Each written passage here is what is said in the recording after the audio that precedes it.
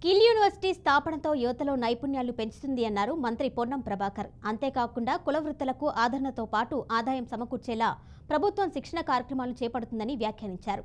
సిద్దిపేట జిల్లా అక్కన్నపేట మండలం పోతారం గ్రామంలో తాటి ఈత మొక్కలు నాటే కార్యక్రమంలో మంత్రి పాల్గొన్నారు. ఈ సందర్భంగా గ్రామంలోని గౌడ కులస్తులకు దేవాలయం, కాంపౌండ్, భూమికి సంబంధించిన అంశాలను పరిష్కరిస్తామని పొన్నం ప్రభాకర్ హామీ ఇచ్చారు. తాటి ఈత చెట్టు పెట్టడం జరిగింది. ఇది కాక వ్యవసాయ పట్టాదారులు కూడా వ్యవసాయ భూములల్లో అనేక పండ్ల తోటలు పెంచుకునే విధంగా, లేదా ఆయిల్ ఫామ్ పెంచుకునే విధంగా, లేదా మునగ చెట్లు కావచ్చు, ఇతర పంటలు పెంచుకునే విధంగా అన్ని రకాలుగా వ్యవసాయ సహకారం దొరుకుతూ ఉంది. రైతులందరూ ఎక్కడ కూడా ఒక్క గుంట భూమి కూడా బీడు భూమి లేకుండా ఉండే విధంగా మీకు తోచినటువంటి పంటను పెట్టాలని సందర్భంగా కోరుతూ ఉన్నాం.